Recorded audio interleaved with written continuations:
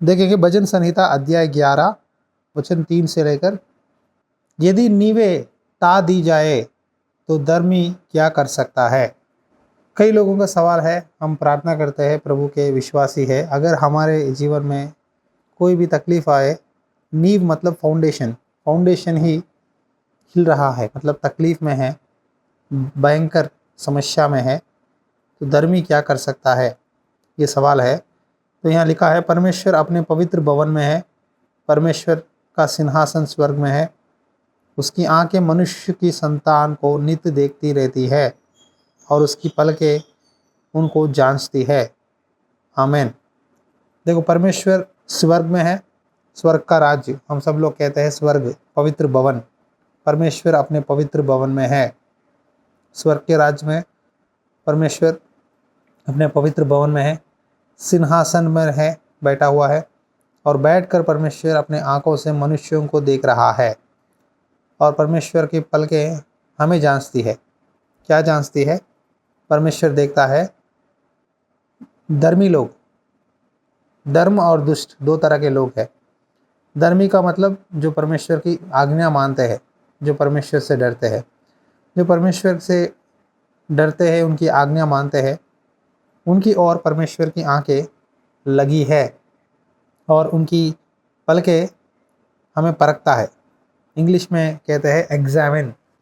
देखो, हम कॉलेज में बच्चों को, स्कूल में टीचर एग्जामिनर मतलब देखते रहते हैं, घूमते रहते हैं। एग्ज़ाम के टाइम में, 10वीं परीक्षा में, +2 में, +1 में, फाइनल एग्ज़ाम्स में जब आप एग्ज़ाम लिखते हो तो एग्जामिनर हमें परखता है, हम क्या लिखते हैं, क्या हम कॉपी कर रहे हैं, हमारा चाल चलन कैसा है, हम कैसा बिहेव करते हैं, सब कुछ परखता है एग्जामिनर। एग्जामिनेशन हॉल में एग्जामिनर सब कुछ देखता है। उसी तरह परमेश्वर की पलकें हमें जांचती है कि हम क्या करते हैं। तकलीफ के समय धर्मी व्यक्ति क्या करेगा? यहाँ लिखा है, यहोवा धर्मी को परखता है और अपने आंखों से जांचता है, परंतु वह उनसे जो दुष्ट है, उपद्रव से प्रीति रखते हैं, अपनी आत्मा से में गुनाह करता है। जो दुष्ट है, जो अपनी मर्जी करता है, जो गलत रास्ते में जाता है, परमेश्वर उनसे नफरत करता है और उनकी ओर नहीं देखता, उनसे दूर रहता है। लेकिन धर्मियों के ऊपर परमेश्वर की आंखें हैं, धर्मियों को परखते रहता है। देखो, परखने का समय हर एक मसीह के जीवन में होता है। परखना, टेस्ट, एग्जामिनेशन कहते हैं ना, वो थोड़ा समय है। क्यों परमेश्वर वो समय रखता है? क्योंकि हम परमेश्वर के लिए कितना प्यार करते हैं, परमेश्वर के लिए कितना सब्र करते हैं, कितना विश्वास है, कितना प्रेम है, हमारी परीक्षा होती है। बाइबल में अगर आप देखोगे, 3 लोग थे यहूदी जो गुलामी में अन्य देश में काम कर रहे थे, बेबीलोन में। वो तीनों का नाम है शद्रक, मेशे और अबेदनगो। ये 3 लोग यहूदी थे, परमेश्वर के बच्चे थे, परमेश्वर से डरते थे, परमेश्वर का वचन पढ़ते थे, आज्ञा मानते थे, लेकिन अन्य देश में, अन्य जातियों के बीच में काम कर रहे थे। लेकिन कभी भी उन्होंने परमेश्वर की जो लिखी हुई वचन है, नियम है, वो नियम को तोड़ा नहीं। वो जहाँ भी रहते थे प्रभु के नियम में चलते थे। तो एक बार राजा ने क्या किया, बड़ा सा मूर्ति बनवाया और मूर्ति को अपना स्वरूप में राजा बनवा के कहा, देखो अभी तुरही सारे इंस्ट्रूमेंट बजाया जाएगा, सब लोग घुटने टेक कर उसका नमस्कार करना, दंडवत करना, पूजा करना। लेकिन ये 3 लोग थे उस बड़ी सेना में, शद्रक, मेशक, अबेदनगो, इन्होंने सर नहीं झुकाया। तो राजा ने कहा, शद्रक, मेशक, अबेदनगो, अब जो हो गया हो गया, मेरे सामने मैं बोल रहा हूँ, सर झुका के नमस्कार करो। तो उन्होंने कहा, हे राजा, हम हमारी परमेश्वर की उपासना करते हैं, हम किसी मूर्ति और मनुष्य के सामने पूजा नहीं कर सकते, न सर झुका सकते, क्योंकि हम अपने एक ही परमेश्वर से आराधना करते हैं। तो राजा को गुस्सा आया, आग में डाल दिया, मतलब परखने लगा। क्या करने लगा? उनकी परीक्षा लेने लगा। अगर इनको आग में डाल दूंगा तो क्या इनका विश्वास रहेगा? लेकिन इन तीनों ने कहा, चाहे आप आग में डाल दो, चाहे आप हमें जला दो, मार दो, लेकिन हम ये काम जो प्रभु को पसंद नहीं है, ये कभी नहीं कर सकते।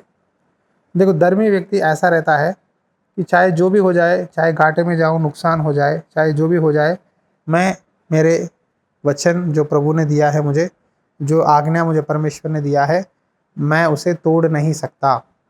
मैं उसके पीछे उसको क्या है, वो आज्ञा को तोड़कर अपनी मर्जी नहीं कर सकता, लोगों को खुश नहीं कर सकता। मैं लोगों को कभी खुश नहीं कर सकता। पौलुस कहता है अगर मैं लोगों को अगर मेरे सामने जो दिखाई दे रहा है आदमी उसको मैं खुश करूंगा तो मैं श्रापित हूँ। प्रेरित पौलुस कहता है हमें कभी भी लोगों की खुशी के लिए कुछ भी नहीं करना है। करे तो परमेश्वर की महिमा के लिए करो। आमीन। किसी को इम्प्रेस करने की ज़रूरत नहीं है, परमेश्वर को इम्प्रेस करो, परमेश्वर को खुश करो। चाहे खाए पिए जो भी करें, हम परमेश्वर की महिमा के लिए करें। जब परमेश्वर हमें देखता है तो हमें क्या फ़ायदे हैं, हमारे जीवन में क्या क्या काम होते हैं, मैं आपको बताऊंगा। दूसरी इतिहास अध्याय 16 वचन 9 में इस तरह लिखा है, देख यहोवा की दृष्टि सारी पृथ्वी पर इसीलिए फिरती रहती है कि जिनका मन उनकी ओर निष्कपट रहता है। देखो, जिसका मन में पाप नहीं है, जिसके विचारों में पाप नहीं है, जो साफ है, मन का दीन है, परमेश्वर उनकी सहायता करके उनको अपना सामर्थ्य दिखाएगा। हम जानते हैं कि धर्मी व्यक्ति कुछ नहीं कर सकता तकलीफ के समय, लेकिन जब परमेश्वर हमें देखता है तो परमेश्वर क्या करेगा, हमें सहायता करेगा। शद्रक मेशक अबेदनगो को आग में डाल दिए, लेकिन परमेश्वर खुद वहाँ आ गए और उनके बीच में खड़े हो गए और उनको उस आग जलने से उनको बचाकर उनकी रक्षा किए। निष्कपट जो आदमी मन का दीन है, मन का साफ है, जेलसी नहीं रहती, उनको परमेश्वर मदद करता है और उनके ऊपर अपना सामर्थ्य, अपना शक्ति दिखाता है। आमीन। जो लोग परमेश्वर के नज़र में पवित्र है, परमेश्वर जब देखे करे निकलते हैं, एग्ज़ाम में पास होते हैं, उनको परमेश्वर सहायता करेगा और उनके ऊपर अपनी दया दिखाएगा। भजन संहिता 33, 18 और 19। देखो यहोवा की दृष्टि उसके डरवायों पर, मतलब जो डरते हैं परमेश्वर से, उनके ऊपर परमेश्वर का नज़र रहता है। जो नहीं डरता परमेश्वर की बातों से, जो आज्ञा नहीं मानता, उनकी ओर प्रभु नहीं देखता। लेकिन जो डरता है, प्रभु के भवन में या बाइबल पढ़ने के समय, प्रेयर करने के समय, इस तरह वचन सुनने के समय, हर बात ध्यान से, ये बात से मुझसे प्रभु बात कर रहा है, मुझे प्रभु से डरना है, प्रभु का वचन से डरना है, प्रभु की बातें से मुझे अपने आप को सुधारना है। जो डरते रहते हैं, डरते हुए कांपते हुए वचन सुनते हैं, प्रभु उनको आशीष देगा। लिखा है उनके ऊपर उसकी करुणा की आशा रखते हैं बनी रहती है। जो प्रभु पर आशा रखते हैं, जो प्रभु पर भरोसा रखते हैं कि मेरा ज़िंदगी बदलाने वाला प्रभु है, मेरा हालत बदलाने वाला मेरा यीशु मसीह है। मेरे हालत कोई मनुष्य बदला नहीं सकता, कोई ऑफिसर बदला नहीं सकता, ना कोई रिश्तेदार बदला सकता, लेकिन मेरे हालत, मेरी परिस्थिति बदलाने वाला मेरा परमेश्वर है। जो प्रभु पर आशा रख के, परमेश्वर के ऊपर भरोसा रखते हुए प्रभु को देखते हैं और प्रभु से डरते हैं, प्रभु की प्रार्थना करना, बाइबल पढ़ना, उपवास प्रार्थना में आना, प्रभु का बोझ लेना, अच्छी तरह वचन पढ़ के, अगर आपको थोड़ा वचन भी आता है कोई बात नहीं, वो थोड़ा वचन में ईमानदार रहकर वही पढ़कर वही आगे बढ़ते रहोगे तो परमेश्वर क्या करेगा, अपनी करुणा आपके ऊपर रखेगा।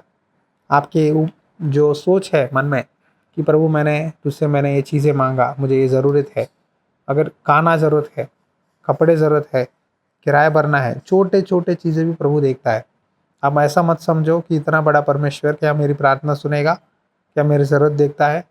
परमेश्वर सब कुछ देखता है। एक विधवा आई थी अकाल के समय, लकड़ियाँ काट रही थी। वो सोची कि आज का रोटी से खाऊंगी तो मैं कल फिर मर जाऊंगी।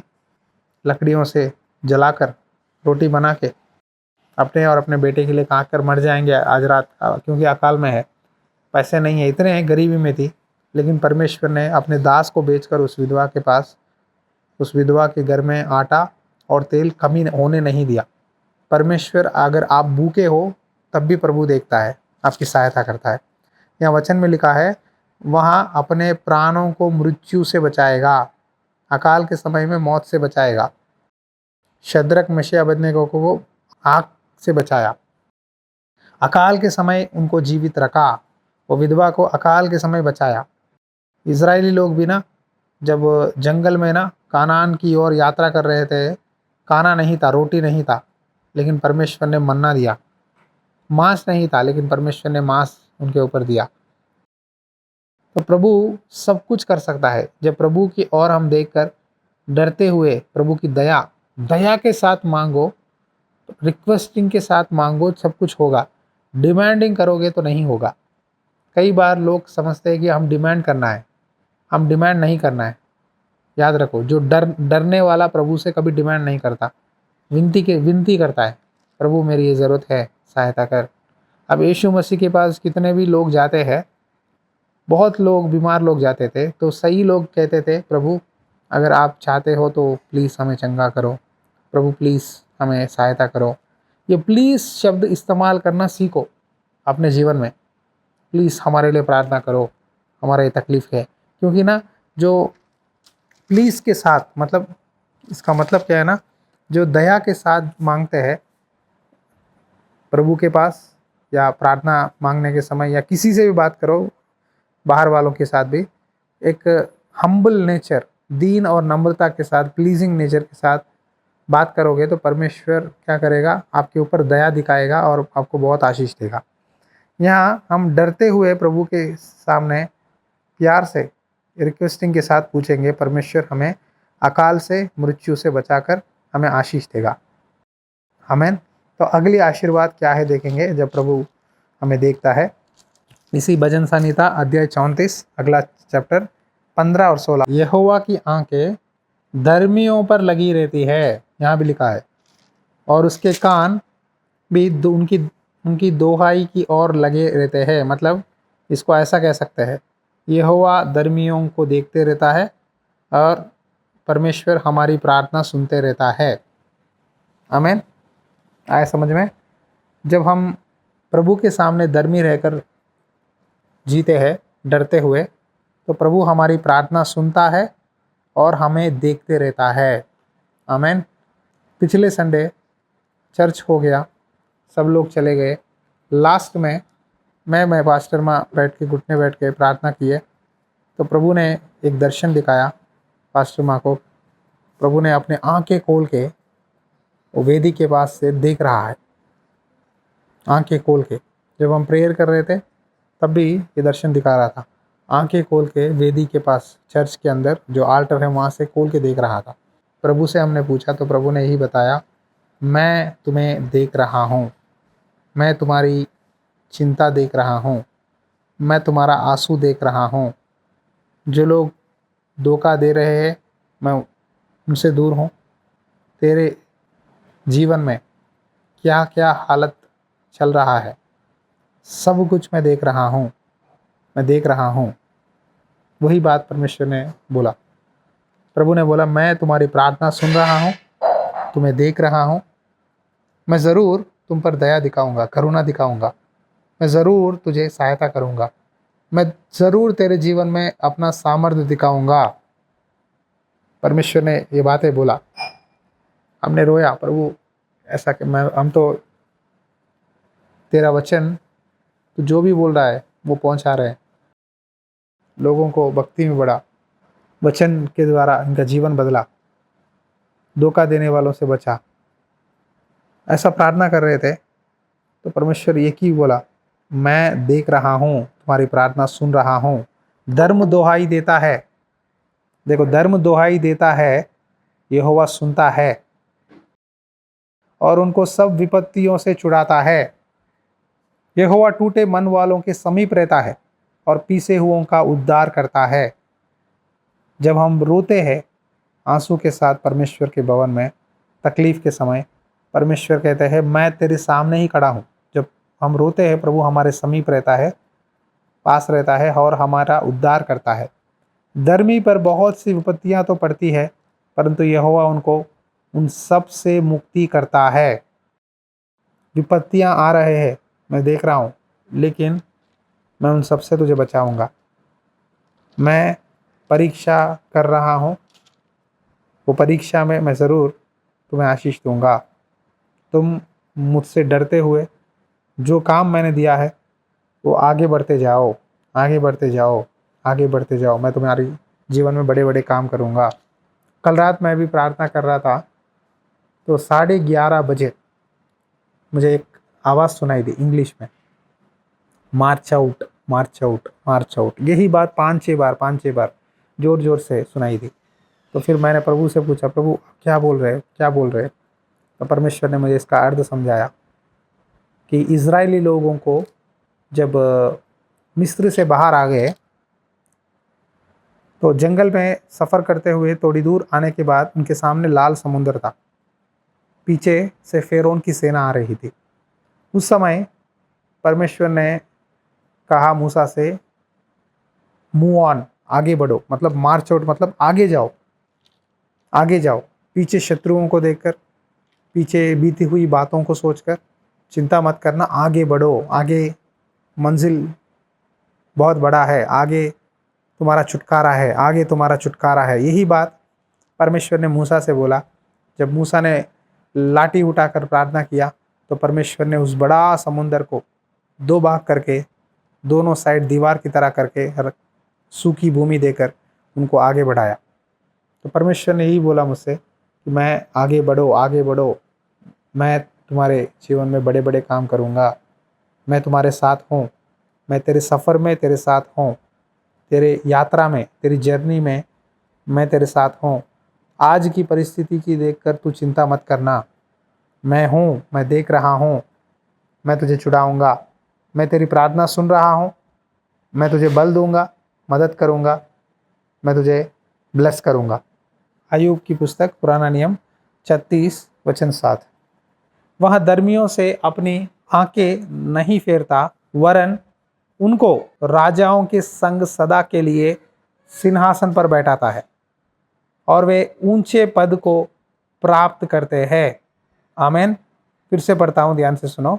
वह धर्मियों से अपनी आंखें नहीं फेरता, वरन उनको राजाओं के संग सदा के लिए सिंहासन पर बैठाता है और वे ऊंचे पद को प्राप्त करते हैं।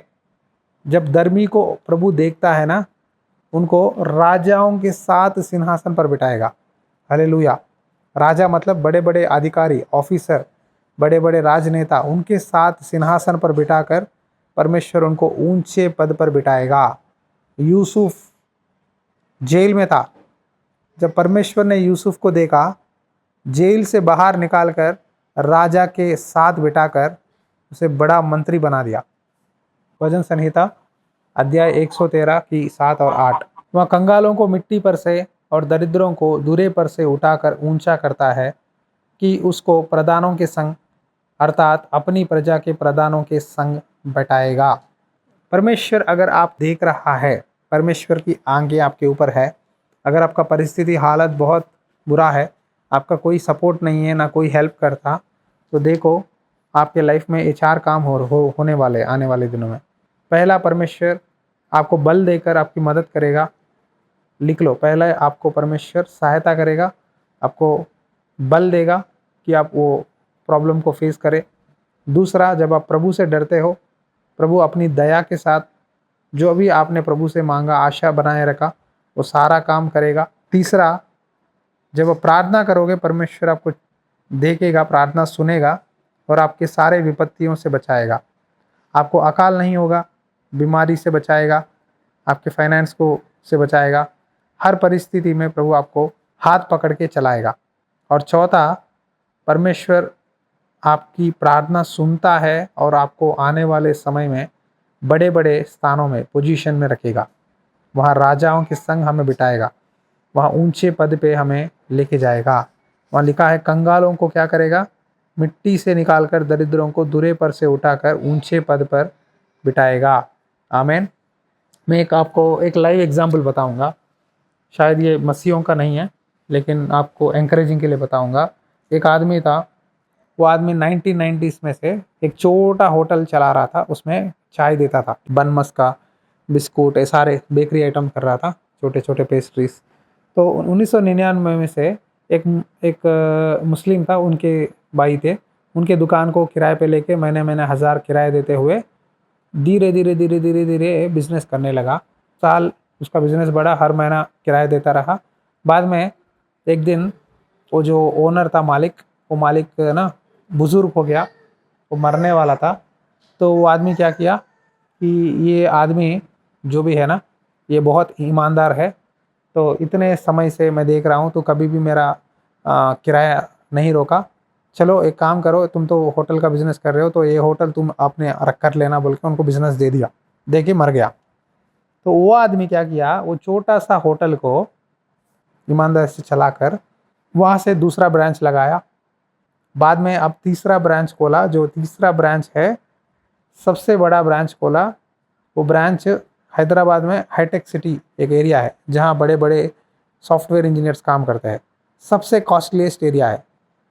आज एक बड़ा सा चाय शॉप ही रखा, बस चाय शॉप, 300 एम्प्लॉयज़ है, चाय देने वाले 300 लोग हैं काम करने वाले। वो कहता है इंडिया का सबसे बेस्ट टी मेरा है, कॉस्टलेस टी है। तो ये बातें क्यों बोल रहा हूँ पता है, जब हम ईमानदारी से शुरुआत में स्टार्ट करेंगे, हमारी ईमानदारी को देखकर परमेश्वर ऊंचे पद पे लेके जाएगा। आमीन। वो आदमी अभी बुजुर्ग है, उसको अनपढ़ है, कुछ पढ़ाई नहीं किया, कुछ नहीं लिखा। उसने कभी नहीं सोचा कि मैं इतने बड़े बड़े पढ़े हुए लिखे हुए इंजीनियरों के बीच में, सॉफ्टवेयर इंडस्ट्री जब बड़ा, हैदराबाद का हाईटेक सिटी मतलब सबसे बड़ा है, वहाँ मैं इतना बड़ा होटल खोल के इतने लोगों को मैं चाय, वो भी एक नंबर का, जो इंडिया का कॉस्टलीस्ट टी पिलाऊंगा। अगर आपको 210 रुपये चाय पियो, कितने लोग पियोगे बोले तो कोई भी हाथ नहीं उठाते, कहेंगे हम नहीं पियेंगे। लेकिन वहाँ हज़ारों लोग आके टी पी रहे, चाय पी रहे, हज़ारों लोग।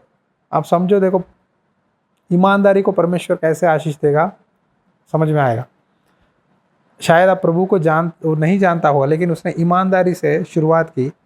आज उसका दुकान खोलने के लिए ना बड़े बड़े मंत्रियाँ आए, सेंट्रल गवर्नमेंट से, कांग्रेस से बड़े बड़े एमपी आकर खोलने लगे। मैं क्यों बातें बोल रहा हूँ पता है, दीन दरिद्रों को, कंगालों को क्या करेगा, मिट्टी में से निकालकर ऊंचे पद पर बिठाएगा। ये वचन को समझाने के लिए बोल रहा हूँ। शायद शुरुआत छोटी हो, लेकिन अभी उनका हालत बहुत बड़ा है, मतलब एंडिंग बहुत अच्छा है। शुरुआत हमारी छोटी रहे, लेकिन हम ईमानदारी, डेडिकेशन के साथ, चाहे प्रार्थना करें, चाहे काम करें, नौकरी करें, बिजनेस करें, कुछ भी करें, ईमानदारी, प्रभु का डर, वो जो प्रभु की आज्ञा जो प्रभु ने हमें दिया है, वो हम मानते हुए चलेंगे, परमेश्वर हमें ऊंचे जगह पे रखेगा। अगर उसकी एग्जाम्पल्स में बताऊं तो बहुत सारे लोग हैं, जो मसीह लोग भी है, जो ईमानदारी के साथ व्यापार करके आज उनका बिजनेस चल रहा है। आप कोलगेट पेस्ट के बारे में बोला मैंने, हॉलीडे इन होटल्स है, बहुत बड़े बड़े लोग जो ईमानदारी से प्रभु में चलकर, प्रभु ने उनकी शुरुआत में कोई नहीं जानता था, लेकिन आज बड़े बड़े अधिकारियों से बड़े बड़े ऊंचे पद पर परमेश्वर ने उनको बिठाया। आमीन। तो मैं इसीलिए बोल रहा हूँ कि आप एंकरेज हो जाओ इस वचन से कि परमेश्वर आपको देख रहा है, परमेश्वर आपके हाथ नहीं छोड़ेगा। परमेश्वर से आप जो भी प्रेयर कर रहे हैं ना, सब कुछ देख रहा है। प्रभु ने यही बोला मुझे आपसे बोलने के लिए, मैं इनकी प्रार्थना देख रहा हूँ। मैं, जो मुझसे डरते हैं, ये बात अंडरलाइन कर लो, जो डरते हैं परमेश्वर से, जो प्रभु की आज्ञा मानते हैं, परमेश्वर आपकी प्रार्थना का उत्तर देगा, आपको मदद करेगा, और आपको भूखे मरने की ज़रूरत नहीं है, ना कोई कमी होगी, सब कुछ देगा, सब कुछ देगा। आप विश्वास करो। शायद शैतान इतना डरा सकता है कि आपको सारे दरवाजे बंद कर सकता है बस, लेकिन परमेश्वर नया दरवाज़ा खोलकर आपको आशीष दे सकता है। आमीन। दरवाजे सारे बंद कर दिया शैतान ने, आपको देखकर हंसता है, देख सारे दरवाजे बंद हो गए, अब तू कहाँ से बाहर निकलेगा, अब तू कैसा बाहर आएगा, कैसा आगे बढ़ेगा। लेकिन उस जगह में जहाँ कोई उम्मीद नहीं, फिर भी अगर उस जगह में अंधकार में बैठकर, प्रभु मुझे कोई रास्ता नहीं है, मुझे सहायता कर, रोते हुए प्रार्थना करोगे ना, परमेश्वर ना आपको देखकर आपकी सहायता करेगा, आपको बचाएगा, आपको ऊंचे पद पर रखेगा। आमीन। आपको समझ में आ रहा है? वचन संहिता में से बोल रहा हूँ, प्रभु ज़रूर आपको देखेगा, आपका हालत बदलेगा। जो लोग आपको तुझसे कोई काम नहीं है, तेरा हालत ऐसा ही है कहने लगे, उनके आंखों के सामने आपको ऊपर लेके जाएगा, वो आपको देखते रहेंगे। मैं भरोसा करता हूँ ये वादा प्रभु सबके लाइफ में पूरा करेगा। आप प्रभु से प्रार्थना करो। जिन्होंने आपका मजाक उड़ाया, जिन्होंने सोचा कि आप नहीं कर पाएंगे, प्रभु ज़रूर ज़रूर ज़रूर बोल रहा हूँ, गारंटी आपको ऊंचे पद पे बिठाएगा, सिंहासन पर बिठाएगा, बड़े बड़े अधिकारियों के पद पर लेके जाएगा। आमीन। आइए प्रार्थना करेंगे परमेश्वर से। धन्यवाद परमेश्वर, धन्यवाद परमेश्वर। प्रभु जब आप हमें देखोगे, जब आपकी आंखें हमारी ओर लगी रहेगी, तो प्रभु आप बड़े बड़े काम हमारे ऊपर करने वाले हैं। तू हमें अकाल से बचाता है, मौत से बताता है, तकलीफ़ों से, समस्याओं से बाहर लेके आता है। शायद शैतान या संसार के लोग जितना भी देखकर हमारे हंसी मजाक उड़ाए, लेकिन तू परमेश्वर, तू छोड़ने वाला प्रभु नहीं है। तू ज़रूर दीन और तुझसे डरने वालों की ओर देखकर तू बड़े बड़े पद पे लेके जाएगा और आशीष देगा। धन्यवाद परमेश्वर।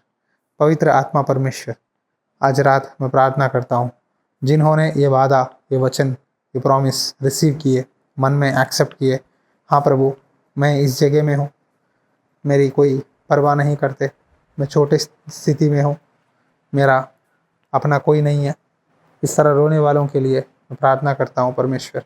तो प्रार्थना सुनकर उनकी मदद कर, उनको सामर्थ्य दे परमेश्वर, बल दे और बड़े बड़े काम कर। आने वाले दिनों में हर काम में आशीष दे, हर बिजनेस में ब्लेसिंग दे, हर घर में प्रभु बरकत दे। जो भी ये मीटिंग में जुड़े हैं, एक एक नाम से, नाम से प्रार्थना करता हूँ प्रभु, हर व्यक्ति को, हर घर में, हर बहन को, हर भाई को, हर बच्चों को चंगाई, आशीष, बरकत देकर उनको ऊंचे पद पर बढ़ा। यीशु के लहू से कवर करते हैं। आज रात तेरी नई अभिषेक से, नया बल से ब्लेस कर। एक नई दरवाज़ा हम चाहते हैं, यीशु मसीह के नाम से प्रार्थना करता हूँ। आमीन, आमीन। हमारा पिता का प्यार, पुत्र मसीह की अनुग्रह, पवित्र आत्मा की संगति सदा आप सबके साथ बनी रहे। आमीन। यदि आप इस वचन से आशीषित पाए हैं, अपने दोस्तों को, मसीही भाई बहनों को शेयर करें। चर्च के कंस्ट्रक्शन के काम में प्रभु प्रेरणा दे तो ज़रूर अपना दान बेचकर इस सेवकाई में आप अपना सहयोग दें। प्रभु आपको आशीष दे।